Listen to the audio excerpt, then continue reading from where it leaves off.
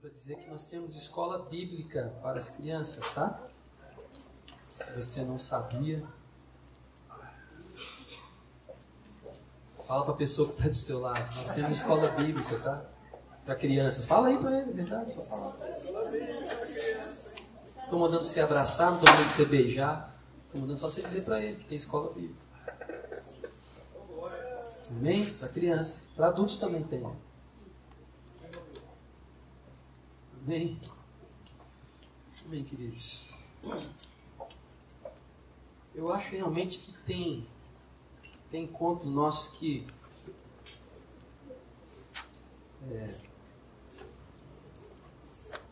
devia ser menos reformado. Só um pouquinho menos reformado. E deixar só o louvor, assim, só adoração. Mas amém, nós ainda vamos adorar muito hoje, amém? Amém. Eu quero compartilhar algo com os irmãos hoje a respeito de um mandamento de Jesus, uma coisa que Jesus falou aos seus discípulos, falou para todas as pessoas, mas algumas coisas ele se dirigiu especificamente aos discípulos, aqueles que estavam mais próximos dele, e tem uma razão de ser, porque ele disse essas coisas, esse mandamento especificamente para esses mais próximos. E o mandamento é: regozijem-se e saltem de alegria. Jesus falou muita palavra, deu muita ordem para a multidão, para as pessoas que estavam acompanhando todo o ministério de Jesus, mas para aqueles que estavam mais próximos ali, talvez por já prever todo o sofrimento, toda a dor, toda a luta que eles enfrentariam dali para frente, Jesus deu uma palavra, uma ordenança muito interessante, dizendo: regozijem-se e saltem de alegria. E eu queria que a gente pensasse um pouco a respeito disso, do que é alegria, do que é felicidade. Já ministramos algumas outras vezes, obrigado, Rodrigo, sobre alegria, sobre felicidade, sobre contentamento. Vamos falar um pouco sobre essas coisas todas, relembrar um pouco essas coisas todas hoje também. Mas a gente tem a tendência, né, de achar que felicidade e alegria são coisas sinônimas, assim, são coisas idênticas, e na verdade não são. Na verdade não são. Quando a gente fala em felicidade, felicidade ele é um sentimento, mas algo como se fosse um estado, sabe? Um estado permanente, um estado onde eu estou, onde eu me encontro. Não algo que eu sinto esporadicamente, né? Mas algo que eu sinto permanentemente. Isso é felicidade. Alegria é outra coisa. Alegria é uma emoção. Então, o que eu estou querendo já dizer para você nessa manhã, sem muito rodeio, é que eu posso ser feliz e posso não estar alegre. Não há problema nenhum nisso. Eu posso ser feliz e não estar alegre. Eu posso ser feliz e estar alegre. Oh, ótimo, maravilha. Mas são coisas que nós confundimos na caminhada, né? A gente acha que quando as coisas estão ruins, eu sou um infeliz. Não, você pode só estar triste. Você pode estar triste porque a seleção brasileira perdeu sexta-feira, né? Ou não. Alguns ficaram mais tristes porque vão ter que trabalhar terça-feira, que seria o próximo jogo, né? Outros deram graças a Deus que acabou, porque as coisas começam a voltar ao normal, né? Nós nos alegramos com algumas coisas, né? Se o futebol seja algo meio que uma alegria coletiva, talvez uma das poucas coisas, né, que nós, enquanto brasileiros e cidadãos, a gente consegue se alegrar. Talvez porque a gente não tem muitos motivos, enquanto cidadãos, de se alegrar com política, com a economia, com a educação, com a saúde. Então, o futebol, talvez a gente canalize a nossa alegria. Mas isso não é um estado permanente. Isso é uma euforia ou uma tristeza também que não é permanente, que não é eterna. Mas para que a gente não fique só aqui falando a respeito dessas coisas, eu quero que você abra a sua Bíblia, por favor, no Evangelho segundo Mateus. Evangelho de Mateus, capítulo 13, verso 44. talvez seja uma das menores parábolas que Jesus contou. Mateus, capítulo 13, verso 44. Amém? Todos acharam?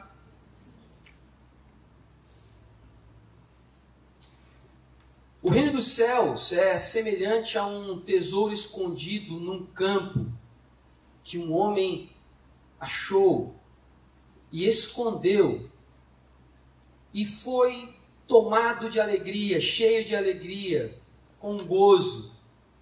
Vendeu tudo o que tinha e comprou aquele campo. Vou ler novamente. O reino dos céus é semelhante a um tesouro escondido num campo que um homem achou e escondeu. E cheio de alegria, de satisfação, de gozo, de felicidade, vendeu tudo o que tinha e comprou aquele campo. Feche seus olhos. Pai, obrigado, Senhor, pela Tua palavra. Obrigado por esse tempo de culto que estamos tendo aqui, Senhor. Obrigado pela oportunidade que temos de prestar um culto ao Senhor. De nos reunirmos aqui, ó Deus, como uma comunidade de fé, como uma igreja, e poder coletivamente adorar ao Senhor, bendizer o Teu nome, engrandecer o Senhor. Nosso coração, de fato, nessa manhã é cheio de gratidão ao Senhor por tudo que o Senhor tem feito por nós e por tudo que o Senhor é para nós. E nós Te louvamos por isso e pedimos que, pela Tua graça e pela Tua misericórdia, que o Senhor fale aos nossos corações, mais ainda, nessa manhã, através da Tua palavra.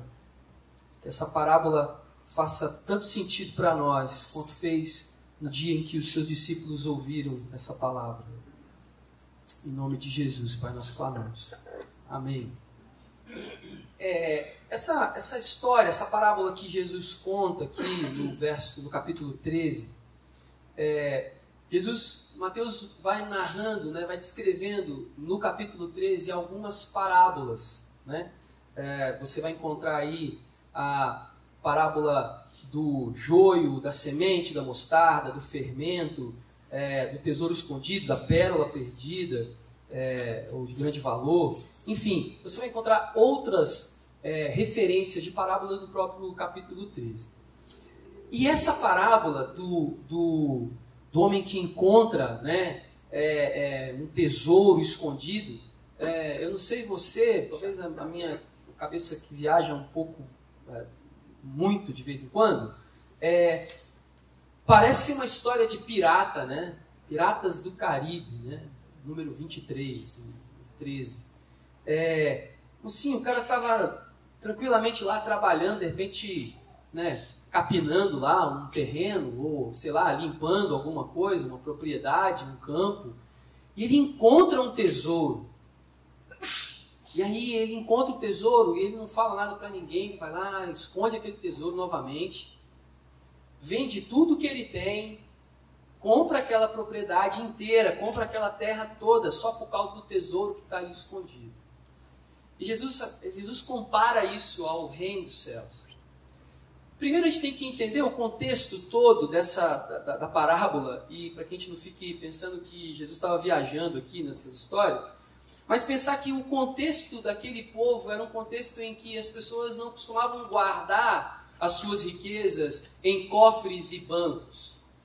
E mais ainda, nesse tempo, as pessoas, essa região principalmente, era uma região que havia muito conflito, né? Coincidentemente, hoje ainda há muito conflito nessa região, mas naquele tempo também havia muito conflito. Então, às vezes as pessoas tinham que sair das suas casas muito rapidamente, não dava tempo de levar muita coisa. Então a pessoa tinha uma prática, se ela tinha algum valor, algum bem, ela tinha algum tesouro, ela escondia, ela guardava, né? Ela cavava um buraco e escondia pensando, olha, quando eu voltar, só eu sei onde está, eu vou lá e resgato o tesouro. Só que em muitas dessas situações, quando a pessoa saía da sua terra, da sua casa, da sua cidade, ela não retornava. Ou porque morria, ou porque passavam-se muitos anos, né? E aquilo ficava escondido e ninguém sabia que aquilo estava lá embaixo da terra. Então essas histórias de encontrar tesouro escondido era uma história comum para aquelas pessoas. Jesus usa exatamente essa história. Possivelmente algumas pessoas viviam de vez em quando procurando tesouro, né? Ficavam cavando, né? Alguém dizia assim, olha, naquele terreno ali dizem, né, que quem morou ali há muitos anos escondeu um tesouro. E a pessoa, então eu vou comprar aquele terreno e vou cavar o terreno inteiro para procurar o tesouro. Talvez isso fosse uma prática. Mas Jesus não deixa claro aqui, não deixa especificamente claro para a gente se esse homem estava procurando um tesouro. Mas diz simplesmente que ele achou um tesouro. Ele estava trabalhando e ele encontra esse tesouro. E o que isso tem a ver com a gente? Assim? O que isso tem a ver com o reino dos céus? O que isso tem a ver com a gente? O texto começa dizendo: o reino dos céus é semelhante a um tesouro escondido num campo.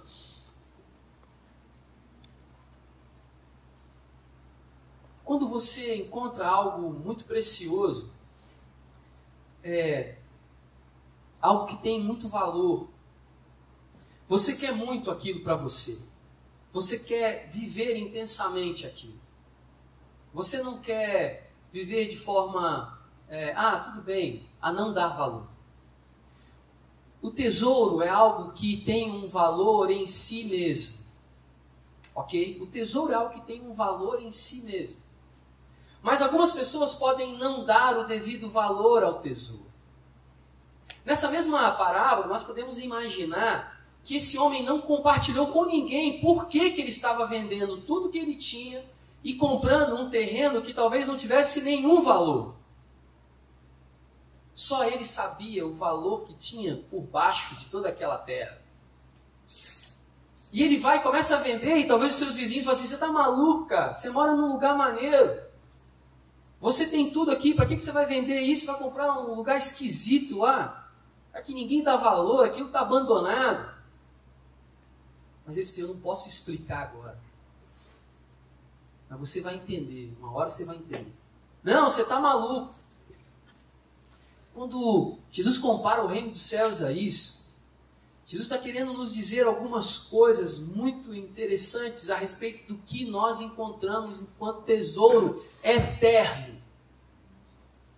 Primeiro, que muita gente não vai entender a nossa posição, não vai entender as nossas atitudes.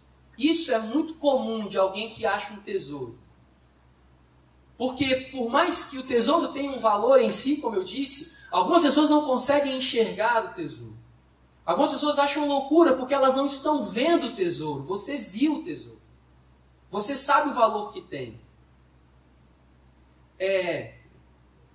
Um homem disse uma frase num de seus livros, um pensador, um homem que influenciou muito o pensamento, apesar de ter se tornado um ateu, um homem que não acreditava em Deus e até lutou para provar que Deus não existia.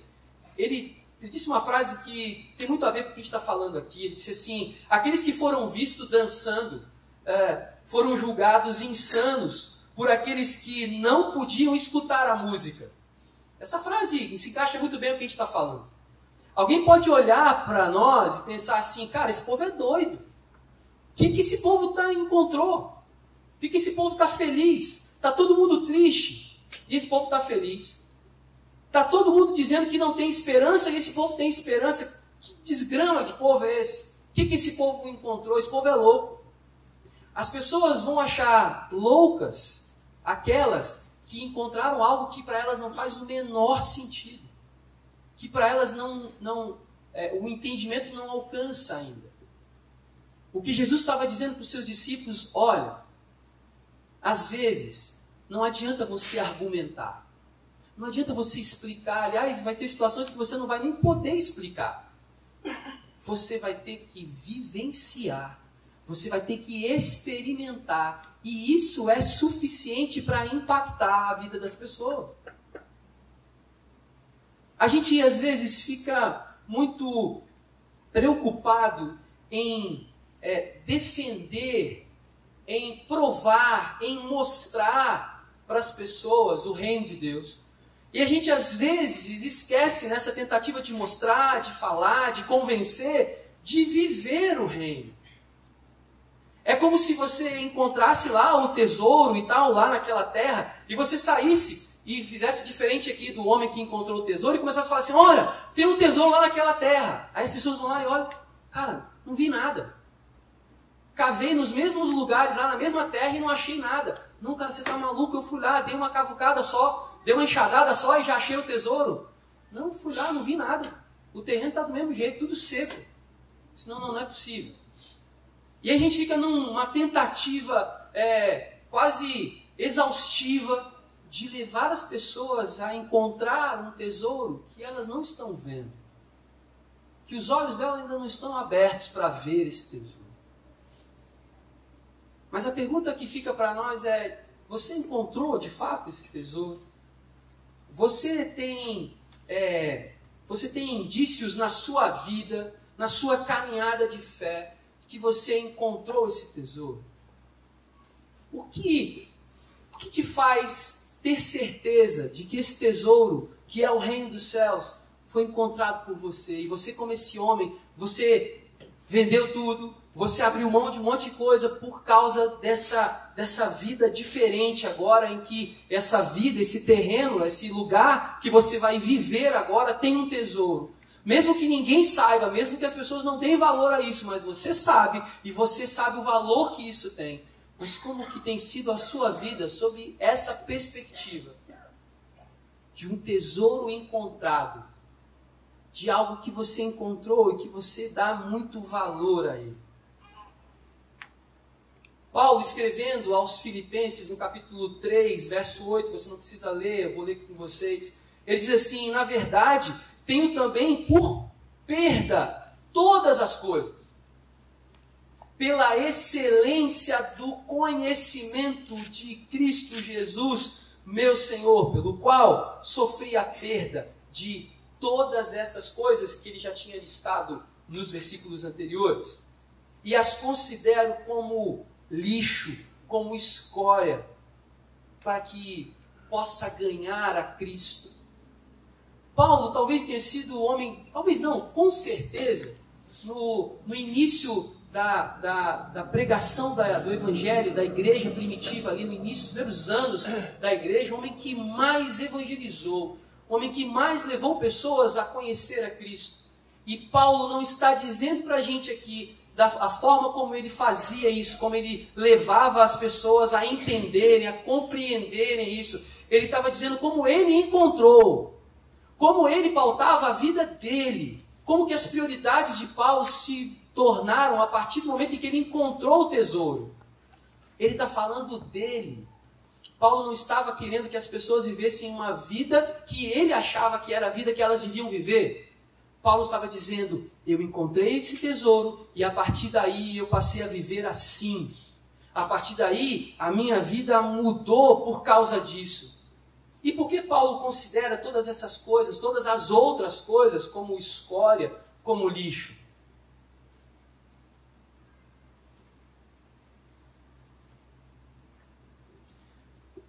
Quando você está passando por um momento difícil, por um sofrimento, por uma dor muito profunda, ou por uma dor leve, por uma dor de dente, uma dor de cabeça, uma dor de barriga, ou você perdeu alguma coisa, você está triste porque alguma coisa não aconteceu do jeito que você planejou, você tem a tendência, nós temos essa tendência, isso faz parte de nós mesmos, de querer que esse tempo passe rápido, é ou não é?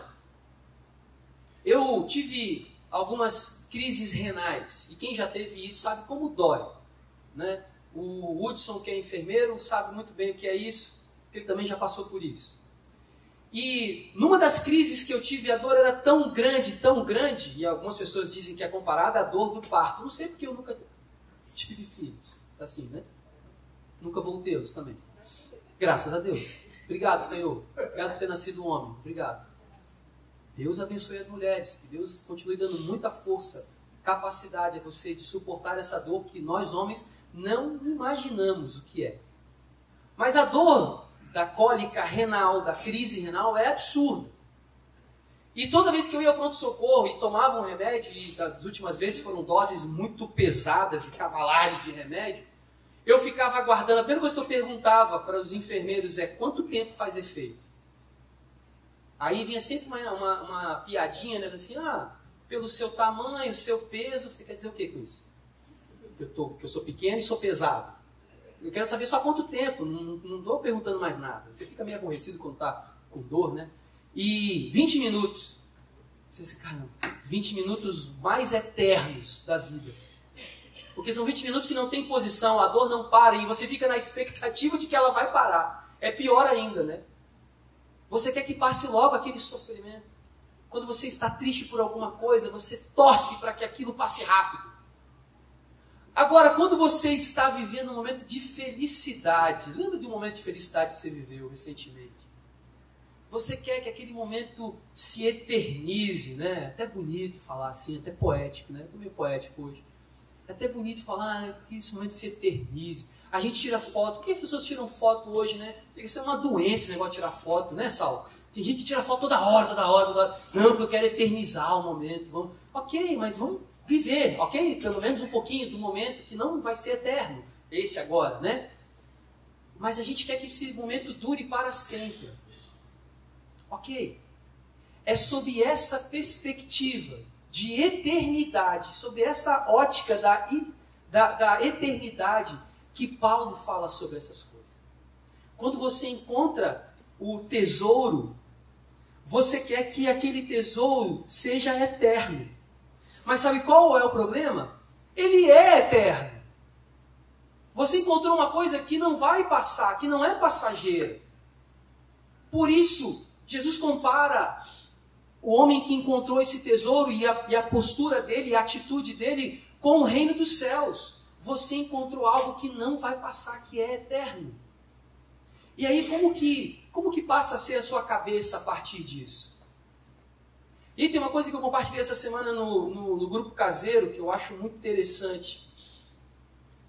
Que cada dia, como se fosse o último dia das nossas vidas, como se amanhã fosse o primeiro dia dessa vida eterna que você vai ter. Vamos imaginar isso. Esquece todo o pesar da separação, da dor, da perda, da morte. Esquece isso. E pensa de forma mais pragmática, de forma mais racional um pouquinho, pensando assim: hoje é o meu último dia, amanhã eu começo uma nova vida, uma vida eterna. Em outro lugar, em outra situação, em outra esfera, em outro contexto, em outra coisa. Hoje é o último dia que eu vou vivenciar todas essas coisas aqui que eu estou vivenciando. O que você faria? O que você faria se você soubesse disso?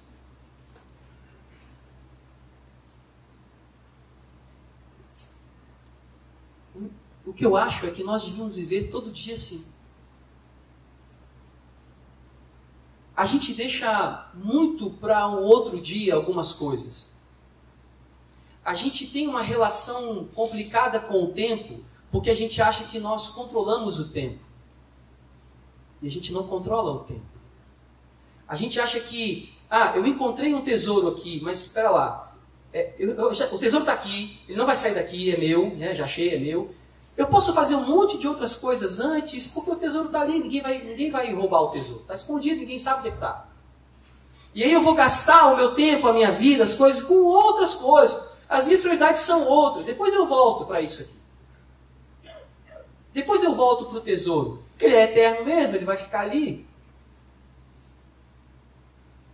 É tão bonito cantar o que nós cantamos, algumas canções que nós cantamos aqui hoje, né? Sou grato por tudo que tenho amigos, família, muitos irmãos. Ele fala, foi Jesus que me deu tudo isso, né? O maior tesouro da minha... A gente canta essas coisas todas. Mas a gente não prioriza essas coisas. Nós somos totalmente limitados na questão do tempo e a gente acha que as coisas vão acontecer ao acaso. As coisas vão acontecer porque simplesmente eu estou caminhando, porque simplesmente eu estou vivendo, então as coisas vão acontecendo.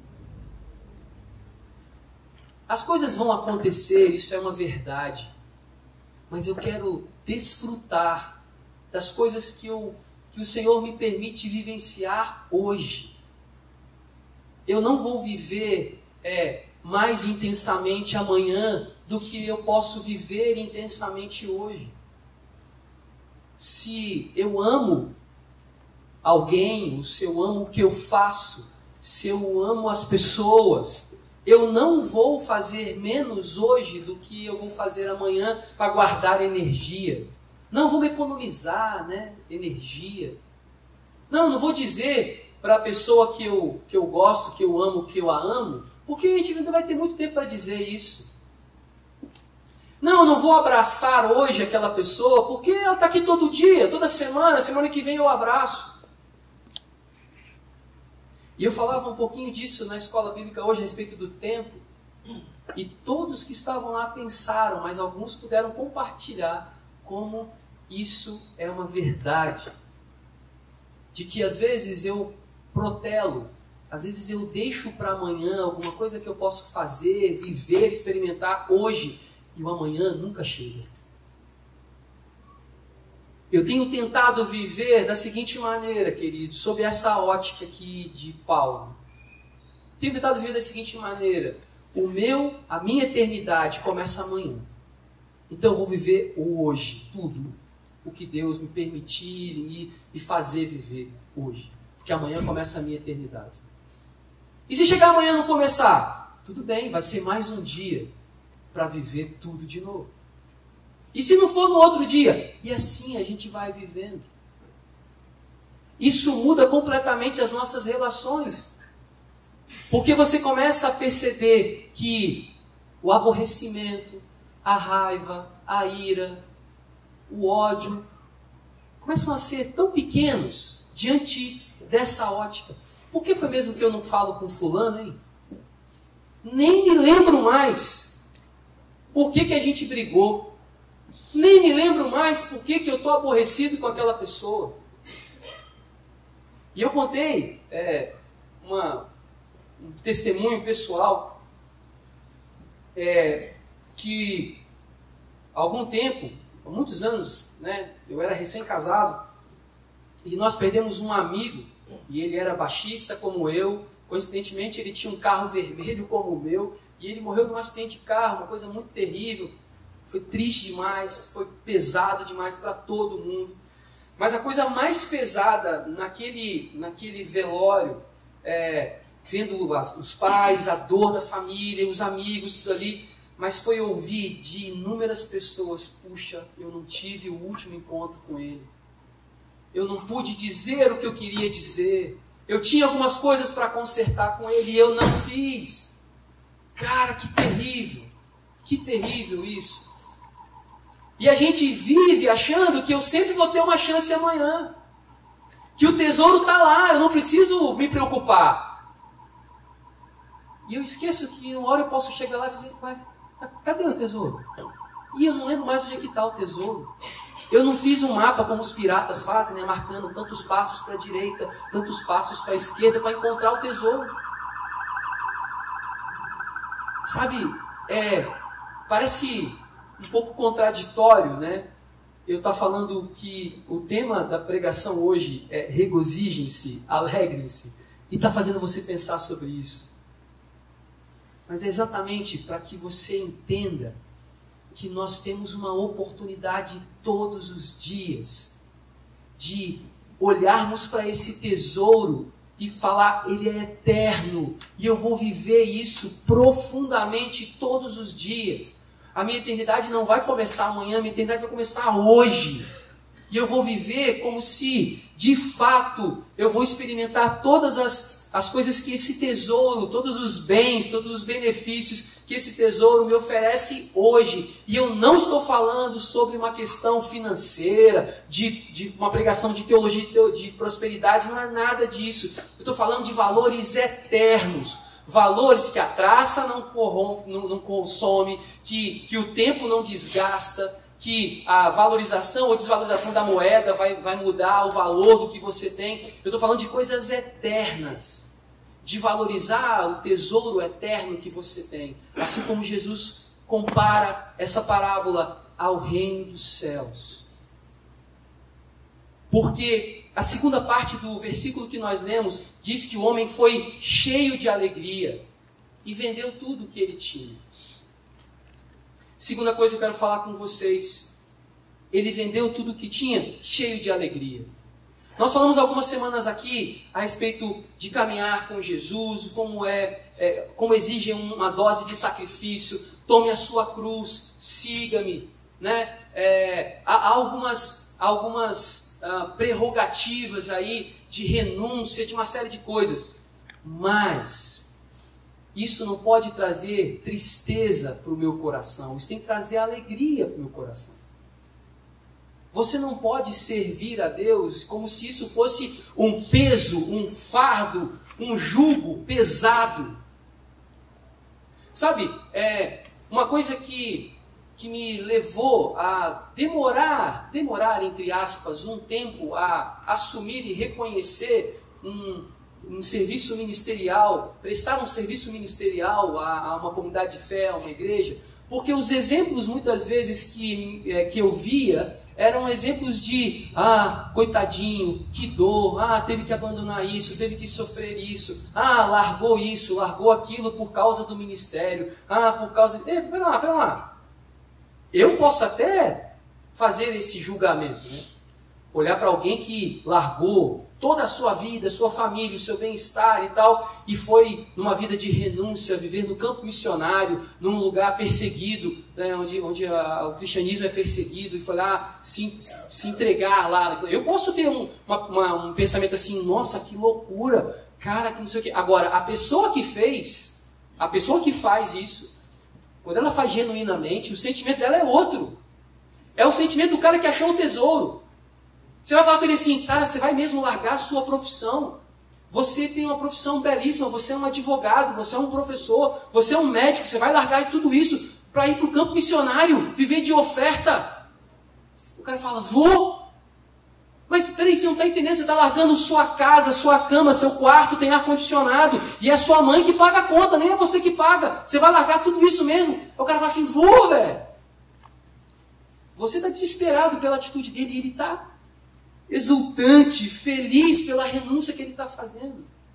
Ele está dizendo para você, você não entendeu nada, eu encontrei o tesouro. Eu encontrei razão para viver. E você está achando que a razão são essas coisas que você está listando. Emprego, casa, carro, dinheiro. Cara, isso tudo é legal, é bacana, mas isso não é a razão. Eu encontrei a razão. E eu não quero dizer aqui que ter essas coisas é ruim, não. É ótimo. Mas essas coisas não são a fonte da nossa felicidade. Essas coisas não são fonte da nossa alegria permanente. Porque essas coisas podem acontecer, mas elas podem não acontecer.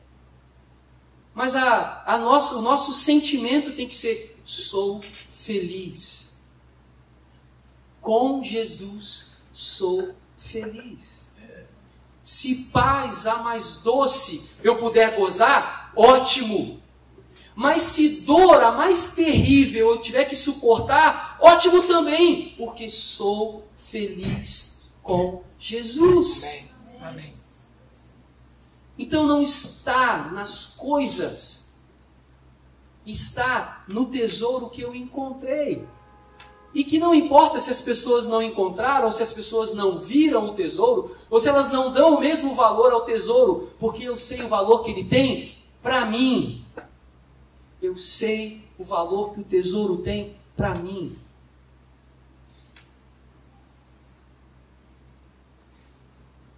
Para a gente finalizar, eu falei a respeito de contentamento. E eu acho que felicidade, ela tem muito a ver com contentamento. E contentamento não tem a ver com o que você tem, o que você não tem. Ou não tem a ver simplesmente com uma questão de abnegação, de negação. É claro que o caminhar com Jesus tem uma partícula do negue-se a si mesmo, tem uma parte do negue-se a si mesmo, tome a sua cruz. Há uma negação de coisas, há algumas coisas que você vai abrir mão. Mas isso tudo entendendo que você está abrindo mão não porque, tadinho de mim, vou ter que abrir mão, que sofrimento, que luta. Não, é abrir mão disso com felicidade. Nossa, que bom que agora eu entendo que é porque eu tenho que abrir mão disso. Porque eu vejo algo muito melhor, algo muito maior. Eu encontrei, o tesouro é meu. Mas o contentamento, ele tem a ver com ter a convicção de que Jesus está com você. Todas as vezes que Jesus ia dar uma palavra aos seus discípulos a respeito deles terem contentamento, deles terem certeza de que as coisas iam caminhar de alguma forma que estava sob o controle de Deus, Jesus falava assim: olha, entenda uma coisa, eu estou com o Pai. Eu estou aqui com vocês, mas eu estou ligado no Pai. E quando eu for, eu vou dizer para o Pai assim: Pai, eles não vão conseguir sozinhos. Eu preciso estar com eles. E o Pai vai dizer assim: mas Jesus, você já foi. Sua missão já foi cumprida. E eu vou dizer para o Pai assim: pois é, mas o Espírito precisa estar com eles. Jesus disse isso para os discípulos: vocês não vão estar sós. E o não estar sós é condição suficiente para ter contentamento. Porque a presença de Deus é permanente na nossa vida quando você tem esse tesouro. A presença de Deus é real e permanente na nossa vida. Quando Jesus estava no barco com os discípulos, atravessando um mar muito revoltoso, muito terrível, eles tiveram medo de morrer. Jesus acorda de um sono delicioso e dá uma bronca neles, porque ele fala assim: vocês parecem que não entenderam quem que está no barco. Vocês não perceberam que isso aqui é a nossa vida e eu estou com vocês, e a partir de agora vocês não estarão mais sós. Tem gente que está no barco como os discípulos e as ondas são gigantescas e está terrível e tal, e você está se desesperando. Mas Jesus está lá, dormindo, tirando o cochilo, e Ele está só querendo que você entenda: eu estou no barco com você. Calma, não se desespere. Você pode até não ficar feliz, alegre com o que está acontecendo. Perdão, você pode não estar alegre, né? Você pode estar triste, você pode estar até num momento de sofrimento. Mas você tem que ser confiante. A sua felicidade é a confiança de que Deus está com você. E é isso que eu queria compartilhar com vocês. O último texto aqui, João 15, 11, diz assim: tenho-lhes dito essas palavras para que a minha alegria esteja em vocês e a alegria de vocês seja completa. Queridos, Jesus quer que você seja alegre, que você seja feliz. Servir a Deus não pode ser um jugo pesado e triste, algo que te faz ficar aborrecido porque você serve a Deus. Não pode, não pode. Você tem que ter o entendimento da alegria de encontrar o reino de Deus.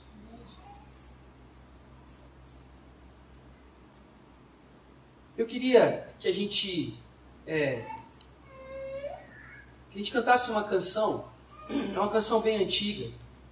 É uma canção bem antiga e a gente não preparou nada, mas eu fiquei ouvindo essa canção enquanto eu preparava o sermão. E me deu vontade de cantar essa canção porque ela expressa um pouco o que eu entendo que é Jesus falando pra gente hoje.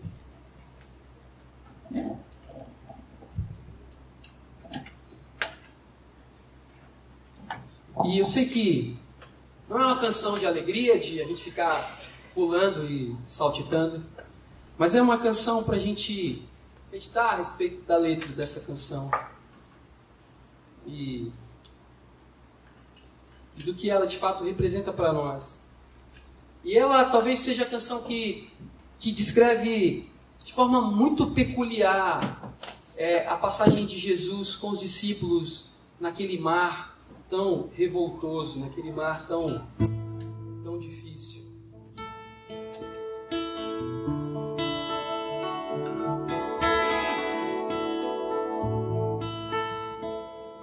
Mestre, o mar se revolta, as ondas nos dão pavor, o céu se reveste de trevas, não temos um Salvador. Não se te amamos, podes assim dormir. Cada momento nos vemos, sim, prestes a submergir. As ondas atendem ao meu andar, sossegar. Seja encapelado o mar, a ira dos homens, o gênio do mal, das águas não podem naufragar, e leva o Senhor, Rei do céu e mar. Pois todos ouvem o meu mandar, sossegar, sossegar. Convosco estou para vos salvar, sim, sossegar. Mestre, na minha tristeza, estou quase a sucumbir. A dor que perturba minha alma, ó, peço-te, vem banir.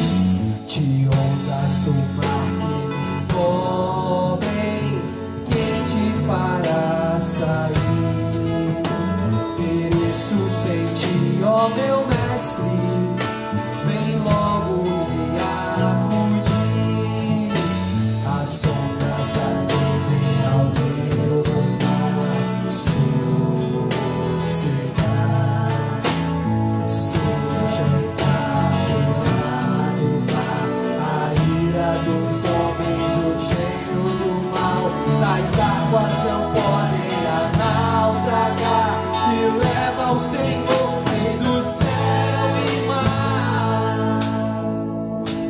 Pois todos ouvem o mandar, sossegar, sossegar. Convosco estou para vos salvar, sim, sossegar. A última estrofe eu acho bem legal. O mestre chegou à bonança, em paz vejo o céu e o mar. O meu coração goza calma, que não poderá findar. Fica comigo, meu mestre, dono da terra e céu. Eu assim chegarei bem seguro ao bom destino meu. As ondas atendem ao meu andar, sossegar. Seja encapelado o mar, a ira dos homens, o gênio do mal, das águas não podem naufragar, e leva ao Senhor, Rei do céu e mar. Pois todos ouvem o meu andar, sossegar, sossegar. Convosco estou para vos salvar, sim, sossegar. Vamos ficar de pé e cantar o refrão. As ondas atendem ao meu andar, sossegar. Seja encapelado o mar, a ira, gênio do mal, das águas não podem naufragar, e leva ao Senhor, Rei do céu e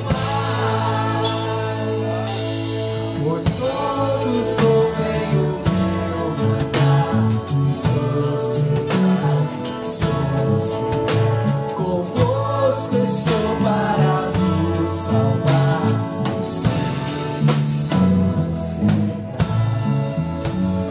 Senhor, essa é a nossa oração nessa manhã. Pai, queremos ouvir a Tua voz dizendo para nós: sossegai, eu estou no barco com vocês. Vocês já encontraram o tesouro, o que mais vocês estão procurando? Pai, nós queremos ouvir a Tua voz dizendo para nós: acalme-se, sossega vento, aquieta-se mar. Eu sou o Senhor da terra e do céu. Basta uma palavra e tudo se acalma. Basta uma palavra e tudo cessa. Pai, que essa confiança, que essa esperança, que essa felicidade de saber que o Senhor está conosco seja eterna. Que os nossos